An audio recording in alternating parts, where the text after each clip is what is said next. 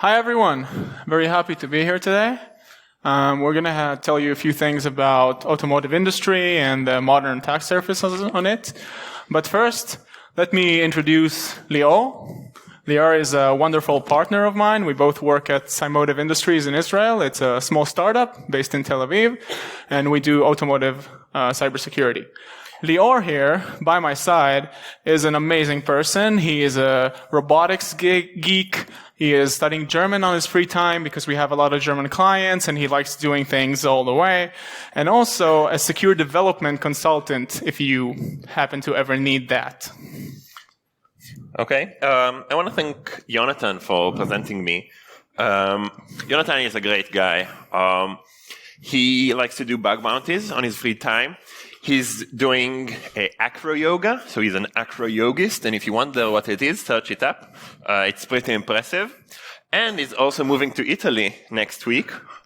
So he came all the way here and never going back to Israel. Well, at least until next year, we guess. We both work for Cymotive Technologies. Cymotive Technologies is a startup co-founded with Volkswagen, based in Israel. We develop security solutions for the automotive industry, and provide managed services. We are both part of the penetration testing team. We do vehicle security research and passing ECU protections. Basically, we find vulnerabilities in car computers and we hack them for the vehicle suppliers to be able to fix such vulnerabilities. The other part of the company, which is the R&D section, is doing development for security solutions. So from the findings that we find in the PT team, we come up with ideas of how we can better protect vehicles around the world.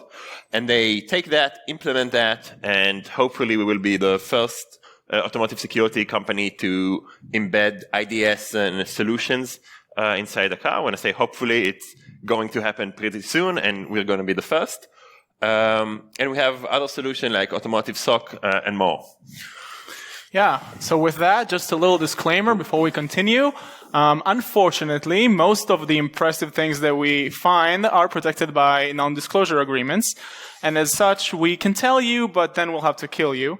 So that's not going to happen today. What is going to happen today is a lot of ideas and a lot of thoughts that we have and some progress that we see in the industry to kind of tickle your minds a little bit so you can understand what's going on with your cars and why do they need cybersecurity. So with that, okay, you know who we are, and this is the agenda for today. Let's get started. Okay. So if you've not been living in a bubble in the past few years, then you probably know that there are 2, maybe 3 main trends that are currently happening in the automotive world. The first one is connecting cars to things. Okay, so we have this concept of a connected car. This is a direct continuation to connecting all other things in our lives to the internet and to things around them. So you have refrigerators communicating and you have cars communicating. The other main trend is autonomous cars. So by leveraging multiple technologies that have recently ripened and became available on the market, the industry aims to have cars that are self-driving. Now this is obviously quite a hard task to do, and it's going to take a few years, and there are a few steps to take before your car can drive itself completely on its own. So we have progress and we have assisted driving in the middle, but eventually this is going to be a big thing. And here you can see a bunch of protocols or technologies that are involved in this process, and you can see that they correspond. And these 2 trends did not have to happen at the same time. It just happens to be so that the technologies relevant for these 2 things became available around the same time, which is about now. And we can expect to see in the not so far future connected autonomous cars or autonomous connected cars, which is kind of the idea that you have from sci-fi movies of a car that can connect to everything around it and is also driving on its own. It's very futuristic and impressive. Okay, now who talks to my car? If we go back pretty much 15 years ago to the year 2015, there was not much in terms of advanced technology as we know it today. So the luckier of us probably had the Nokia smartphones that had the resistive touchscreens that you had to press really hard. iPhone was not invented yet. This whole revolution of having a full-featured device in your pocket did not exist. And maybe you probably had an iPod. So the car, mainly for your entertainment, maybe the more expensive cars had auxiliary connections to be able to play some music. And if you were lucky, you would also have a USB connection to have your MP3 songs played somehow. And this was pretty much it, around 15 years ago. Now, if we hop 10 years into the future to around the year 2015, now this entertainment had enlarged. And the car manufacturers realized that in order to satisfy us, the Y generation, the techies that were born almost with phones in our hands, they need to advance a little bit into the future. And so they start embedding technologies that at this point existed in probably all of the mobile phones into the car. Now, this is much more fun for the driver because you have a larger screen and it's a part of your system, but it's still not majorly different from just placing your phone on the windshield and driving with your navigation system, for example, on. And if we look a little bit more into the future, into probably the year 2025, then we can expect many more connectivity options and external inputs that our cars are going to have to process and act accordingly. Now, here are just a few examples. Probably most of these three-letter abbreviations are Chinese to you. Maybe you don't even know what they mean. They are kind of odd to most people, but we will get into some of them in the next slides. Now, what does this imply? So the first thing that you have to understand is that car companies are giants. These are huge companies that were built entirely around processes for creating cars. Now, originally, they were usually companies of mechanical engineers, which created either completely mechanical devices or semi-electronic devices. And when I say that, I mean devices that are comparable to an Arduino that you can buy on the internet. They have some inputs and outputs, but they don't really have any operating system or advanced multitasking or process management capabilities, and they can receive basic inputs and process them and act accordingly. And these things usually communicated between them in about a 20-year-old technology named CAN bus. CAN bus, there's not much to know about it. You should know that it's old, that it's very fast in terms of response times, but it does not allow you to deliver so much information, and that it has zero attention to security when it was designed. So it's really hard to secure such old technologies. Now, when we're going to the future, the demand for fast speeds is growing, and so the communicating devices of the future have to leverage the new Ethernet protocol that is now over 30 years old. But obviously the car industry is way behind the other industries. And also these mechanical or semi-electronic devices have transitioned into full-fledged Linux systems that are very much alike the systems that you know and love or hate from the IT industry. And the third thing that happened is that these car manufacturers, giants, had to transition from being companies of only mechanical engineers into companies who also have software developers. Now, this is a big thing for them. Now, this change also created new demands. For once, there is the connectivity issue and centralized management issue that we will speak about more later in this discussion. And there are growing IT departments that no longer are responsible only for managing the office network or the production network like they used to, but there are actually now IT experts like the old school IT and networking experts that have to deal with things that are put into the car, because we're thinking about Linux systems and Ethernet connections, and that's being put into cars. And the third thing, which is really nice for us because it pays the bills, is just a whole lot of more information security business around the car industry. And we're not the only company that does this, not even in Israel. And the most beautiful thing is that cars are now much more hackable than they were ever before in the past. Okay, so let's have some terminology. I spoke about manufacturers. These are really usually referred to as OEMs. And here are just 4 examples out of the probably over 100 OEMs that exist in the world.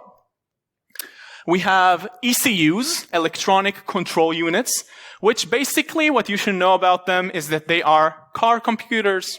In a modern car, there are over 100 ECUs. So if you even try to imagine how many components build your car, then you can understand that almost everything nowadays is controlled or assisted by some ECU. Some of them smarter than others, but still very much electronified.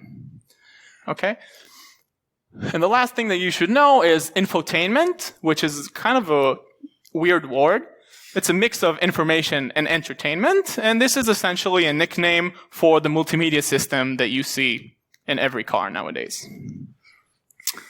Okay, so you know a little bit about the automotive past and the future. Now let's start talking about some fun stuff. A new fashion in the vehicle industry are IoT devices. So you've all heard of IoT, Internet of Things. I mentioned it as connecting things to the internet. And this is actually already not such a new trend. It's been around for probably around 5 years. But the car manufacturers 5 years ago, because of them being such giants with slow processes, were not ready to have IoT solutions, connected car solutions back then. But companies who were ready were smaller companies, maybe startups, that don't really have to comply with the huge, massive regulation and processes that have to go through when you want to do something as a car manufacturer, and they could already supply solutions to the market. Now here are 2 examples of such solutions. On the left, you can see OBD dongles. OBD is the onboard diagnostics, which is essentially a technician port. I had mentioned CAN bus before. OBD is perhaps the only external CAN bus connector in the car. So when you take your car to the garage, you can see that the technician in the garage brings this computer along and connects a cable between the computer and the OBD port. And that can be used to query the internal ECUs and to gain information about what was happening in the car. And about, I guess, 5 years ago, companies realized that why should only technicians be able to do this, right? And we can create OBD dongles that connect via Bluetooth or Wi-Fi or even sometimes cellular networking. And then the customer, the user, can have an app on his phone and able to extract the messages, understand the messages, and perhaps identify problems in the car without even being able to see them physically or without the need to go to the garage. So there are a lot of examples for these. And on the other right side, you can see remote start applications. This is a concept that is maybe familiar for people from colder countries because it was mainly facilitated using radio frequencies, so just remote controls, to maybe heat up your car because it's a freezing morning and it needs 10 minutes before you can actually go out of the garage and drive outside. But with the advancement in technologies, companies realized that this can happen over the internet. So what happens is you have an app on your phone and you're able to install a third-party thing in your car, one of the 3 options, and this thing can allow you to either unlock or even start your car using your phone. Now, these systems are usually referred to as keyless entry, and now they are becoming more popular even by the car manufacturers. But back in the day, the only option was third-party solutions, and they are still pretty big in the market. Now, what happens with these things, and which is really problematic, is that what you've essentially done is, in order to gain some comfort and the ability to have information extracted from your car, you are connecting to the car not only to your phone, but also many times to some internet-facing server. And this internet-facing server was developed by a company that what it had in mind is we're a small startup and we have to get this going as fast as possible, and maybe was not so much about security. But this is opening your car to the external world. Now, how many of you actually have one of these in your car?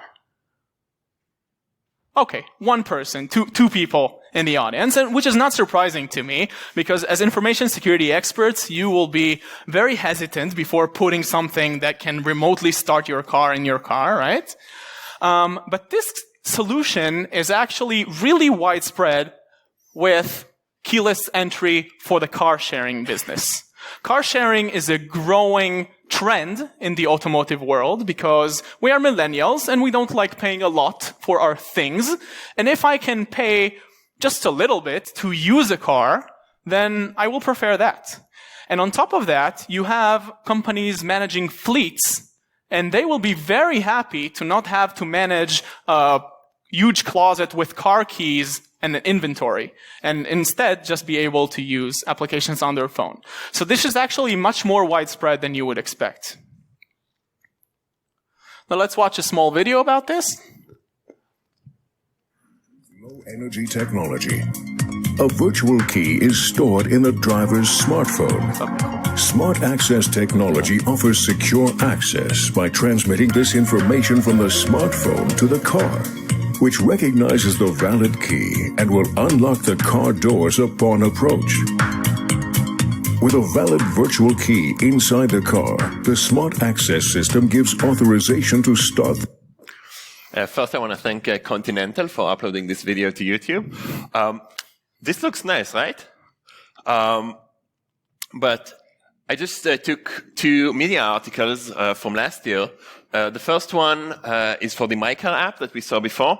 A researcher named J-Max, maybe some of you know him, he presented it in Black Hat as well, found vulnerabilities for the My App application and device, which essentially resulted in him able to steal any MyCar connected app on the street, which is crucial. And also, the Car2Go company, which is a car sharing company, had more than 100 high-end cars stolen in Chicago. Now, I was noted that when I showed this presentation to a friend a few days ago that the thieves were caught, and apparently the issue was fraud and not cybersecurity, or at least the reported issue was fraud. But promise us when we say that in those solutions you can see vulnerabilities that will allow you to open the car using your phone or an outside connection. So all of these solutions make your car more vulnerable.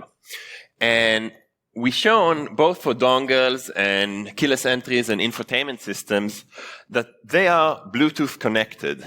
I called it the Bluetooth problem because on the other side of the screen we have vulnerabilities from last year. We have Bleeding Beat by Armis Labs, KNOB, which is was published by a university SUTD, and Hell2Cup, which is a vulnerability found by Barak Caspi of Cymotive. Those vulnerabilities could, and all of those are just from last year, and Bluetooth vulnerabilities, pre-authenticated, would allow you, using your phone or a Bluetooth dongle, to attack any device that is Bluetooth connected. Now, I have the technical slides for Hell2Cup. Maybe we'll show them at the end if we'll have time. I hope we will. But the problem with Bluetooth is that it is not the only problem. Our cars today are being connected with various new technologies. Some of them you know, NFC, Wi-Fi, USB, and some of them are new. Not all of them are listed here. But the new big one that is going to change our life is called V2X. Vehicle to X. X is a thing, and it's a family of new technologies, including vehicle to infrastructure, vehicle to home, vehicle to person, and vehicle to vehicle. All of these technologies are supposed to assist cars to communicate with everything around them. This is a key technology for autonomous vehicles, but it's also very useful for the regular driver. Now, I have a video example by Autotalks, which is a V2X manufacturer, chips manufacturer. Public expects error-free autonomous vehicle operation. Sensors should operate flawlessly in any condition.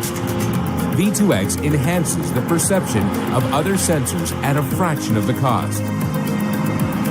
Coordination, possible only with communication, improves traffic efficiency. Deadlock scenarios are avoided by synchronization between all vehicles, both autonomous and manned. Precious time is saved.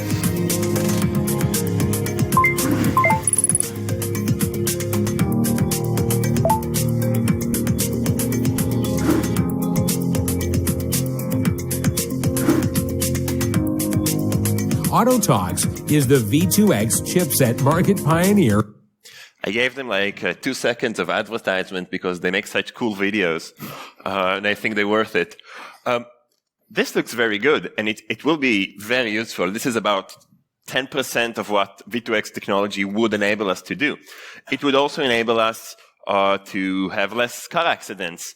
If you as a driver get stuck on the side of the road, the V2X V2V safety protocol would publish to the other cars that you're around. So when they're approaching you, if they don't see you, all of the drivers will have an alert.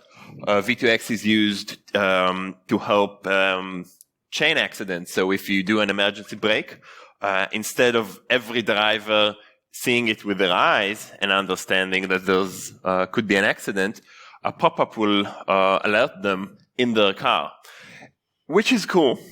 But of course, for every new connected technology, we have the fear of new buffer overflowed payloads that could hack the car. And I don't want to focus on that, but for an example, V2X payload is SN1 based, and here I took a picture from the CVE list, searching for SN1 parsers, more than 120 CVEs for SN1 parsers, which is a lot. And since embedded developers have the tendency to develop their own parser each time, you can be sure that we will see new parsers with new vulnerabilities that will add up to this list. But since all of the data being sent around is the data the cars will use in decision making and should trust, what we'll see that having a fake V2X model, either by building one or hacking to the V2X model in my car, I as a hacker would be able to do a lot of bad things without memory corruptions or buffer overflows. For example, I could create false traffic.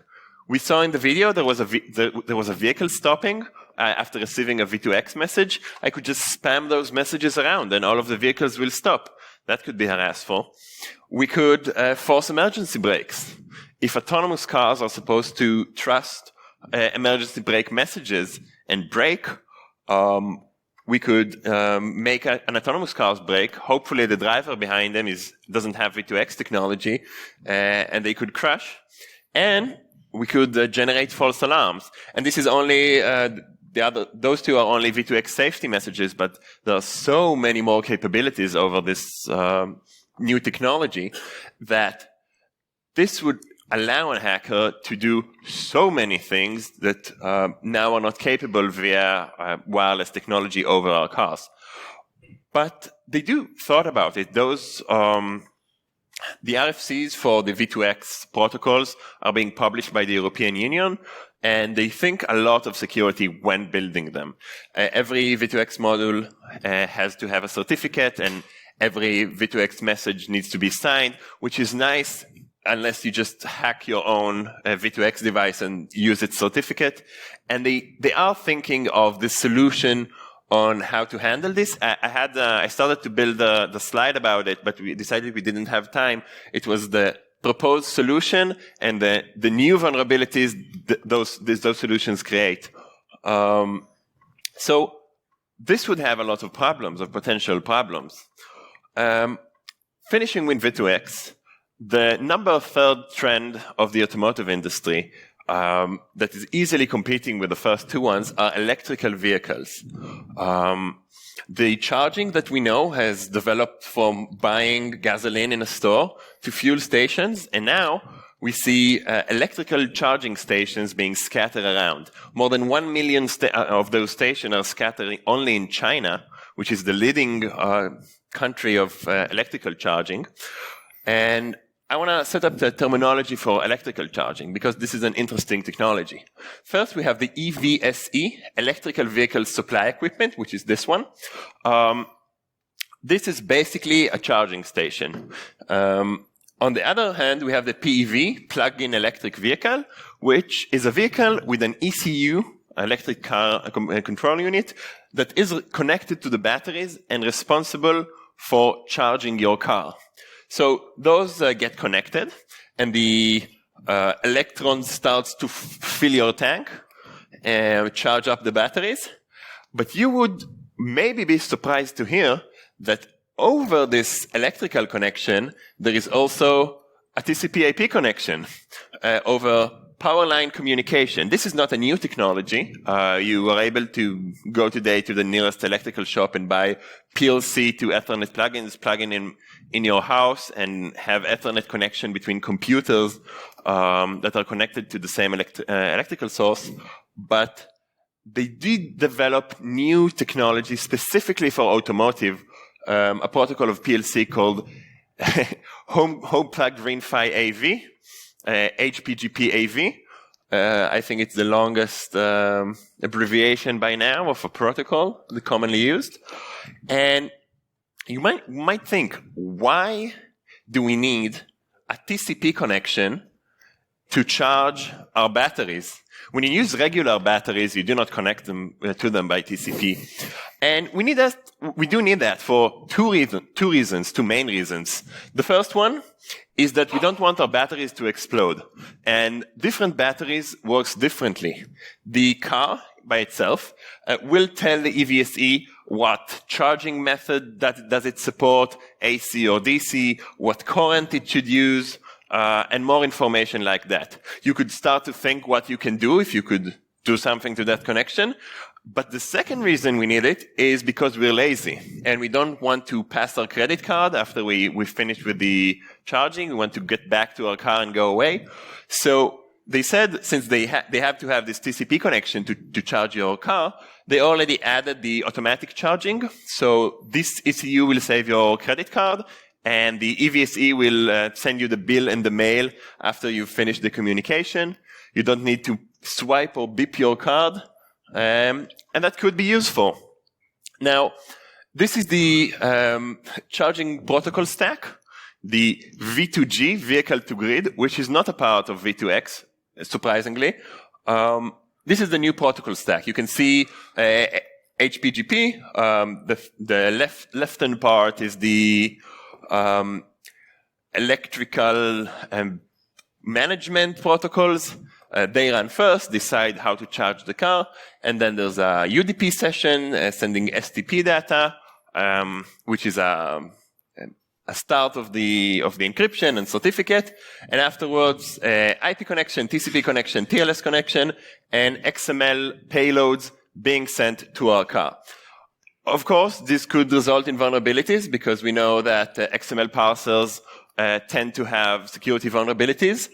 Also, all of the new protocols that are supposed to be implemented could have header edge cases and other implementation bugs. But what's important for me that you understand is you are going to have a car, drive with it around, go up into a random device someone put on the street, which is a charging station, connect your car to it, via TCP, trust the information it sends you, and anyone could put devices on the street. They can go at night, pull up a normal charging station, place a new one, or just hack a charging station on the street. And since you trust this device, you could be vulnerable to attack over this connection. So also the protocols that we trust, the IPv6, TCP, TLS, they also have vulnerabilities. So I have here a list from last month, a group of vulnerabilities published by Armis Labs called Urgent 11. Those are RCE vulnerabilities in the TCPIP stack of VxWorks. VxWorks is a real-time operation system commonly used for embedded devices, also in the automotive world. And basically, since the way you decide if you trust the EVSE is by using TLS, using any of those vulnerabilities on your car would result in code execution against you, which is bad. Since the TCP and IP, all of them are prior to the TLS connection, you wouldn't be safe because of the encryption or because of the certificate. And this is a very, very big threat. I just think about it. You come, you plug your car, and then an attacker attacks you over the electricity. It looks something like this.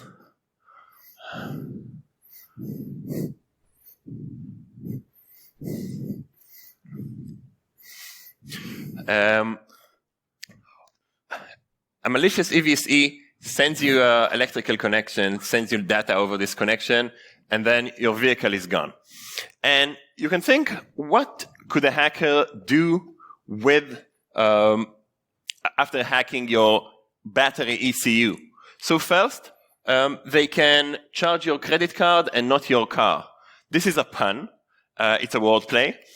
Since this ECU is responsible for the billing at the end, for making sure that the amount of energy you got is equivalent to the amount of money you have to pay. If this ECU is hacked, then the EVSE could charge you for how much it wants, and nothing will stop him. And this is bad because this way they can steal money, and we like our money. The other thing is that hacking the ECU, the battery ECU, it is possible to hack other components inside your car.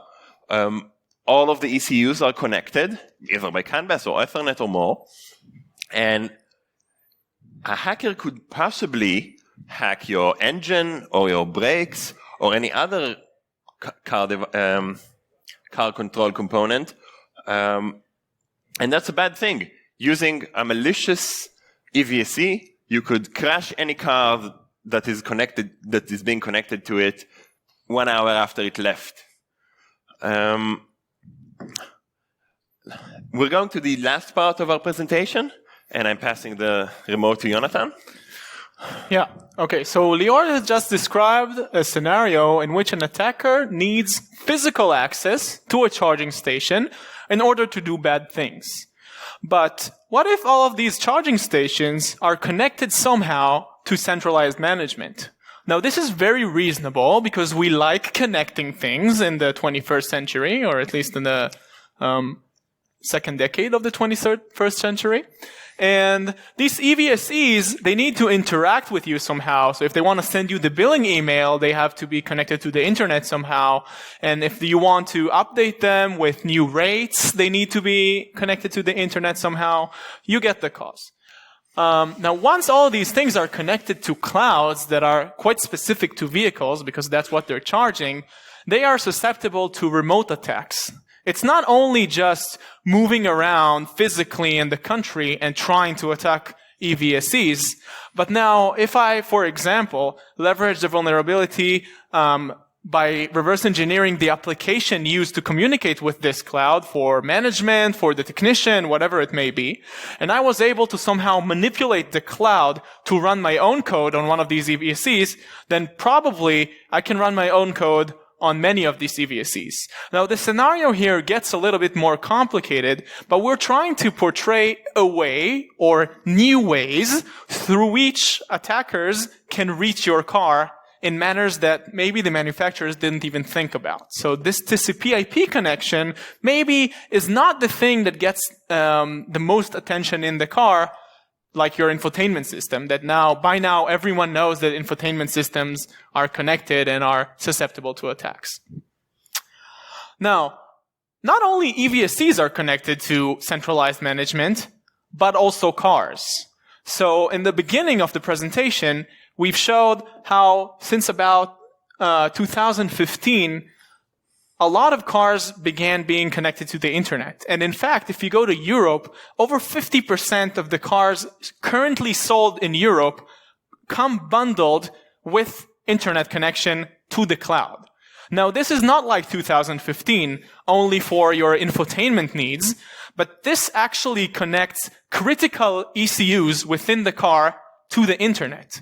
Now, why would I do that? Because I am a car manufacturer, and I want to know, for example, if there are issues in your car. I want to know if any of the ECUs is malfunctioning. I don't have to wait for you to go to the garage once a year and then maybe the garage person reports back to me as the manufacturer, maybe he does not. I can collect the telemetries and I can send them to myself and process them. And maybe as a manufacturer, I can use this to realize if my specific model has issues. Maybe I can use it to even somehow fix these issues, which we'll refer to in a moment. So now you know that cars nowadays connect to the internet, and they don't only use it to stream your songs over Spotify, but actually to do some quite serious things. Now, unfortunately, we cannot tell you about very sassy things that we found, but instead we'll have a little bit of imagination and an activity here to imagine what can a hacker do with access or manipulation of the vehicle cloud. So, for example, you have some normal stuff. You have the client's private information, which is quite a big deal nowadays with GDPR and new regulations in the market. And consumers are very concerned about this, but it's quite normal. You have credit cards, which already starts being quite a larger deal. And maybe you have OEM secrets. So, for example, some secret keys used in the car manufacturing process. I don't know. But these things are not extremely unique to the vehicle industry. These things are things that you can pretty much find in other IT clouds for applications, for example. They have secrets, they have private information, many times they are able to charge you for some things. So this is not very automotive specific. What is more automotive specific and then a little more juicy is, first of all, your GPS coordinates. Some people, and the richer you are, the more problematic it is for you, usually. The extremely rich people are the most concerned for the ability to track them. The GPS coordinate is something that is measured by your car and often communicated to the backend of the manufacturer for the sake of decision making. So, for example, I have to know in the very basic manner to which specific server is your car supposed to connect. And this is according to your car's location. This is the most basic thing that you can do with it, but it's also useful for a lot of other things. And this is why it's often communicated. More juicy stuff that I can do is that manufacturers now offer us, the consumers, these same remote functions that were priorly offered by third-party vendors. They understand that forcing, or not really forcing, but encouraging people to install third-party equipment in their cars because these features are not available by OEMs is, to say the least, problematic. And also, they want to gain money because they want to sell as many cars. That's essentially what they're doing here. So remote unlock features are now official features of the car clouds. So this is also something that if I am able to conduct an identity theft on a car cloud, which is not something unheard of in most cloud applications, right? You can hear about vulnerabilities like this all the time. Then perhaps I can gather information about the location of the car, or I can even unlock it remotely, which the more expensive the car, the more problematic it is.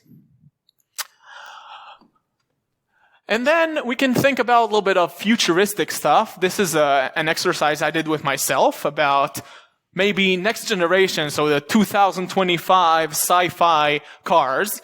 But when you think about Uber and about shared transportation, this is very likely to be one of the first cars that convert to being autonomous. Because it is much easier that when you open Uber and order a cab, what gets to you is not a human driver that can protest and say that he's not earning enough, but rather just a car. and you don't care about the car's rights. You only care about driver's rights. So this is very useful for companies like Uber, like Lyft, like Grab, and perhaps sometimes in the future, national public transportation companies, bus industry. And when you order an Uber, there is going to be, or there has to be, some kind of centralized management that basically takes the autonomous taxi and tells it, okay, this is where you have to go now. Now, if this is taken over, we're in problem. Another thing that I could think of is the next generation of police enforcement. So perhaps some governments could collect legal information. Of course, this will still be debated in the high courts of the EU about privacy versus the ability to protect the citizens. But perhaps they can collect information, and with vehicle-to-vehicle communication that will involve sending information to the cloud as well, they could collect this information, process it, and perhaps decide that a specific car now needs to stop.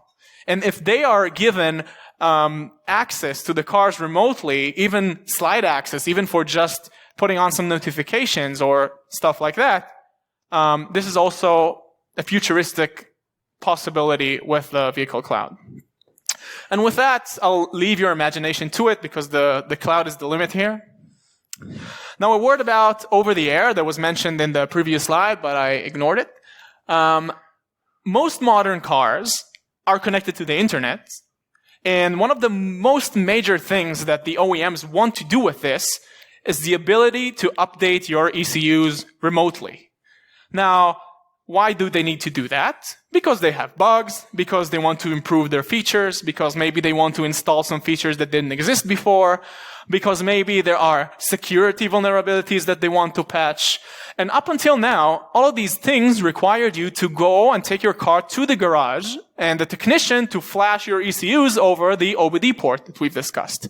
But with over-the-air updates, the manufacturers can facilitate this to update your ECUs remotely. And this is a huge advantage for car manufacturers. Now, the problem with this is if I'm able to force the over-the-air mechanism to deliver my own stuff, I can own a hell lot of vehicles at once. And this would probably look like this. An attacker has compromised the vehicle cloud and is able to craft a malicious update. The update is delivered to the cars, multiple cars now. Now it's not just attacking a single car over Bluetooth. And the next morning, bam, you wake up, and the very least that can happen to your car is some kind of low criticality vulnerability that is just popping up message on your screen. Now, this may not risk your life, but is sure to cause a lot of pain and financial damage to the car manufacturers and a lot of annoyance for the users. And this is to say the very least. Of course, if I'm able to flash other ECUs, then I can do a whole lot more damage massively. So, we spoke a lot about a lot of bad things that can happen, but we'd like to end with kind of a smile on our faces and look a little bit on the bright side. And the bright side is that OEMs invest so much effort in trying to make their products as secure as they can. I cannot express how much budget is used to make sure that they hire the best security consultancy services that they have. And it's also nice for us, not to say that we're the best, but it pays the bills. And also, what's really nice is that connected autonomous cars would be really awesome. This is going to change our lives, and I think it's for the good. It will take a while to adapt to it, and of course, people will always still want to drive, but this is going to change our lives and the way we interact with the world. I think not any less than how smartphones changed our lives. Okay, Leo, do you want to do this? To summarize, if you just enter the room, so what we talked about are the risks of everything being connected, the new attack vectors coming up, Bluetooth, Wi-Fi, NFC, V2X, PLC, and more. There are many new technologies that we haven't had time to discuss. And the opportunities that we talked about in the end, there's going to be less accidents and life-changing technologies. And as a big thing, this is for the good. Now, you can ask us anything, and we'll see the questions soon. I see we have 15 minutes, so we could do two things. We can do the questions, or we could speak about the head-to-cup vulnerability, technological explanation, tech explanation. It would take about 9 minutes. So Lior and Yonatan wanted to do something a little bit different, give you two options. Either talk about and then, we can have 15 minutes of questions, or a tech dive to head-to-cup, and 6 minutes of questions. Shall we get the audience to vote? Yeah, let's vote. Okay. But raise your hands, please. Who would like to have the tech dive? Okay. Okay, so that is happening, Leo. Yeah, that is happening. That's good. Yep. So we are afraid to just accidentally press space. So there's a blank slide. And then we go into the head-to-cup vulnerability. It was discovered in 2018 by Barak Caspi of Cymotive. Barak Caspi is what you call in Hebrew a scary cannon, totach mafrid. It means he's really good at vulnerability research. And he found a state machine bug in Blue SDK L2CAP implementation. Blue SDK is a provider of Bluetooth stacks for embedded companies, development companies, which is used by more than 100 million devices globally. Part of them are autonomous automotive ECUs, but not all of them. It's also other IoT devices around the world. And here you can see the Bluetooth stack. There are many protocols inside it. I will only dive into what we need to know to understand the vulnerability. But what we need to know is that L2CAP is being used somehow like the IP of Bluetooth. It passes messages coming inside. It's open Bluetooth channels, which I'll talk about the next slide. And over it, there are some other protocols, specifically SDP, which we'll show in a little bit. So how L2CAP works? First, as a device, you connect to the Bluetooth service. You connect by sending an L2CAP connect message with the PSM protocol ID you wish to connect to. So each Bluetooth station has few services, and you need to specify to which service do you wish to connect. Specifically, PSM1 is the SDP. And then the station replies with an L2CAP connect response with an ID, channel identifier. It's something like a port. In TCPIP, the station opens a new channel, this time channel 41 hex. This is a random number that we chose. And over this connection, we will use this channel number every time we wish to send a message to the upper layer that we chose, specifically 1. And after we receive the DCID, the channel ID we need to communicate, we as the device are able to send configuration requests using the DCID number that we received. We can configure parameters of the channel. For example, we can configure the MTU, the timeout, and more parameters. What we need to know to understand this vulnerability is that the minimal Bluetooth MTU is 48.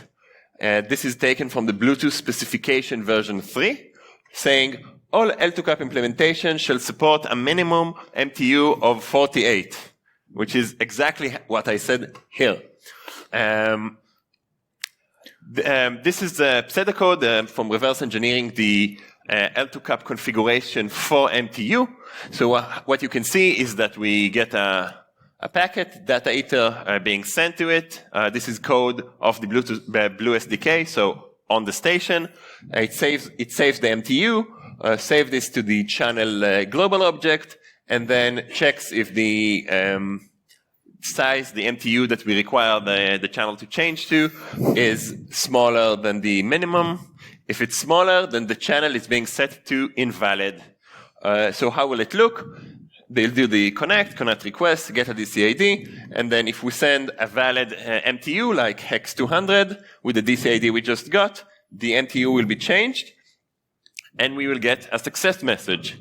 On the other hand, if we will send an invalid MTU size configuration request, like hex 10, the channel will be set to invalid, so valid no, and the MTU will be saved in the channel object, but for an invalid channel, we could not send messages over it, and that's a problem. But the red flag we see here is that the value is stored on line 4, and only then is checked on line 5. So if we could somehow restore the channel to be valid, what will happen? What we do is send a configuration request, changing the MTU to 20. 20 is an invalid number because it's lower than 48. Then the channel is being invalid and the value 20 is being saved. Afterwards, we send a configuration request again for another parameter called flash timeout, and change the timeout number to a different number. In the code, since this command was successful, the channel is being set to be valid at the end. And now what we get is a valid channel with an MTU lower than 48. That, of course, could cause a problem. Because L2CAP is responsible, the LTCAP, the protocol implementation, is responsible for setting the channel MTU for the upper layers trust L2CAP to do it correctly. And if we see the upper layer SDP, it's doing some fragmentation. It takes the value of the MTU from the L2CAP layer, from the global channel objects that we saw, this here, MTU. It subtracts 9 out of it. This is the SDP header size, and saves it into a variable called available size for fragment. This is basically the parameter that will be copied after a few functions into memcopy, copying our information into a buffer. So if our MTU is 48, minus 9, we get 39, which is an okay size because the buffer it's being copied into is bigger than 39. But if the MTU supplied to SDP is lower than 9, for example, 8, then the available size for fragment will cause an integer overflow, resulting in a FFFF size, which is much bigger than the buffer that the data attributes of SDP are being stored into.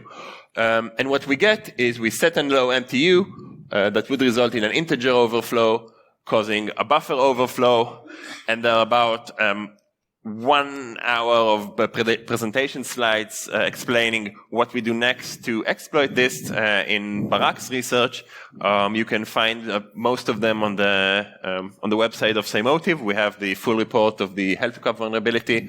But eventually what we get is Profit being able to hack any device that is using BlueSDK. Of course, this vulnerability was disclosed. You can see the CVE in our presentation where I talked about it before. And now we have time for questions. Okay, great. Before I throw it to the audience, I usually throw it to the audience first, but this time on Slido we have seriously upvoted question, 36 votes. I've never seen 36 votes? Yeah, I've never seen such a high number, and the second one is 34 votes, so I think they deserve to be answered first. Wow. Yeah, so, 38. Wow. Yeah, I mean, seriously, you guys get awards for getting such a upvoted question. Do you want to take the first one? Can you take the first two? I'll take the second. Yeah, sure. Okay. So, as Israelis, we say yes to anything that any other external company that is a potential client asks us if we can do. So we don't only do vulnerability research, but we don't also do consulting. And as such, I've been consulting 2 car manufacturers exactly on this. So there is a lot of effort on secure design. There are dedicated secure architects, security architects for big projects, both for the car and for the backend systems. And the answer to this question is very much yes. Yes, and I would add that in Cymotive we have a team of, I think, more than 12 security architectures doing this 100% of the time. And we said in the presentation that all of the manufacturers are investing a lot into securing their cars. So they do work very hard on it.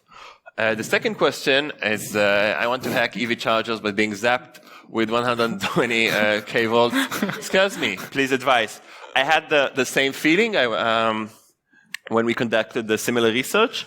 And what you find out is you can buy development boards of HPGP, and every EV charger has a connection bypassing the electrical scary connection that you can plug into the development boards. They're pretty expensive. It's like $500 each, but you can buy them online. Just order them and try to use them. It could be a little hard to set up, to build a setup, but it is possible. There are two lines called CP and PP. You connect them and hopefully everything will work. You have to know hardware to do that. Yeah, but you get the manual, so after like 2 weeks, it will probably work. Yeah, and also, is this someone from the audience? Because this definitely is worth. Oh, yeah. But you already got swag. This is You deserve one. Yeah, And this is definitely worth swag. The previous gentleman was Liang. Who was that? The one who had. Who was the first question? Whose question at 41 votes. I have your gift here. We have double swag. Name is Liang. Probably from home. here? So, Liam, if you see us, hop here to Singapore or send an email or something, and we will get the swag delivered to you. So, before we go to the next question from on the slide, I want to throw it open to the floor. Any questions from the floor? Yes, sir. Where's the other mic?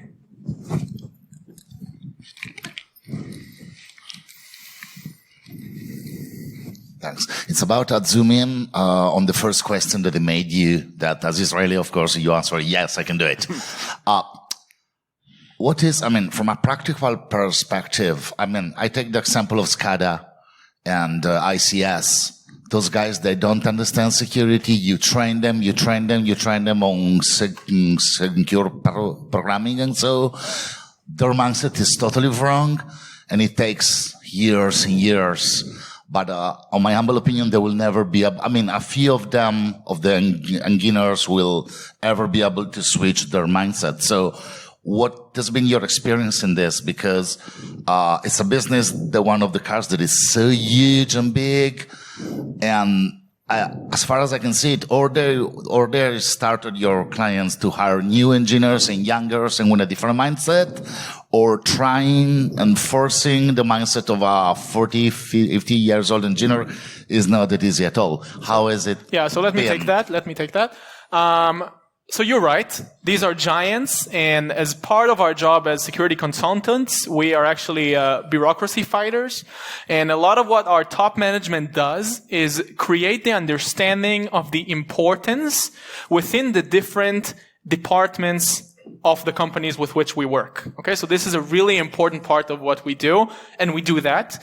And we help them communicate better between the company, between the different departments of the company, because we, in the first slide presenting Cymotive, said end-to-end testing. Now, this is sometimes just a buzzword, but for us, we are really trying to portray scenarios that are taken from the car to the back end, from the phone or to the phone, and to anything that is related. And this requires some cooperation, both between the OEMs and themselves, the different departments, that they are now working really hard to create, and their tier 1, tier 2, tier 3 suppliers, because we didn't mention that, but most of the automotive products and ECUs are not made directly by the car manufacturers, but rather by large companies like Bosch, Continental, Lior, all of these giants. So it's definitely a struggle, but it's improving so much. They are already on board. At least the major players in this market are already on board. Have you heard anything positive about the certificate management for V2X? Because the early specifications I've seen have government organizations managing these certificates, and since they can't manage their own X509 certificates for their websites, this is both a great opportunity and terrifying. Yes. So they do plan the OEMs to manage the certificates. So they thought about giving the big OEMs that supply you with the car also to supply you with the certificate, which is a okay thing. I think they can do it because they have more incentive to do it than the government, because if there will be a problem with their cars, they're the ones that will suffer. What they do plan to do, and because we have time, a minute, have time to talk about it. They plan to have the cars report suspected liars of V2X. So if a car is sending a message using a certificate saying that there's an emergency brake and the LiDAR or the camera does not see, your car is supposed to report the certificate to the server. And if enough cars report, this would result in the revoke of the certificate, and then you won't be able to send V2X messages. The new vulnerabilities it creates is that having enough fake models, you could kick other people out. You would just report them to the servers, and then the V2X devices would stop working, which could be a bad thing. And all of the OEMs are not that sure of how to create such a reporting system, because it's a lot of work for a very niche vulnerability. The V2X protocol stack is the same protocol stack. They use the same protocols, but the payload in the end is a bit different. So it's SN1 messages. They make the structure of the payload. And then if your car supports the payload being published over the air, then it could talk to your house. But if you're they have the same certificates and the same mechanism, and then what could happen is the small V2X suppliers of V2I equipment should handle the certificates as well. They're not sure how they'll do that yet, but they're still developing this technology. There's a good point here that it requires cooperation between the different manufacturers that are essentially competitors. So they're going to have to somehow sit in the same committees, and they have been. So there's progress there, and they're trying to take care of this, and they have really good men on board that have been involved in such efforts.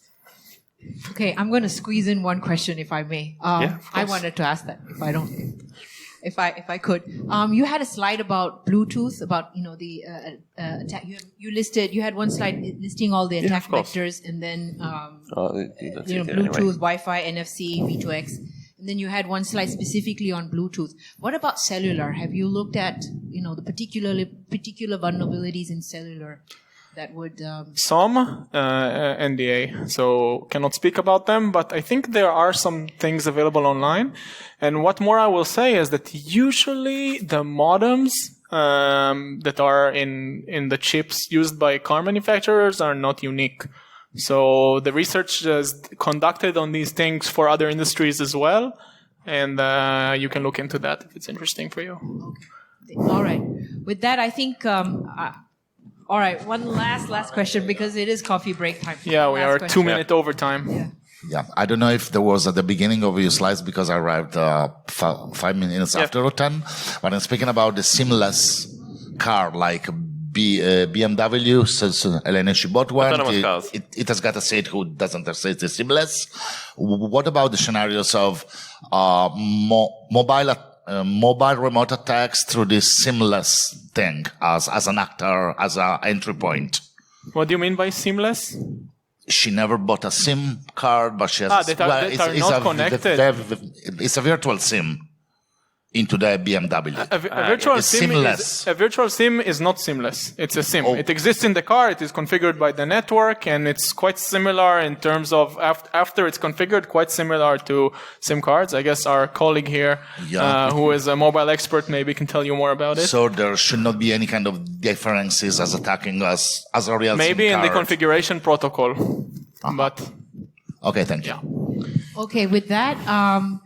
Do you have a favorite question that you want to give some swag to? I liked your question. Oh, wow. Right. Oh, thank you. Yes, but I would like to give one for everyone who asked a question, because I have more. And if you like the presentations, then tell me, and then I will give you another one. I have three more.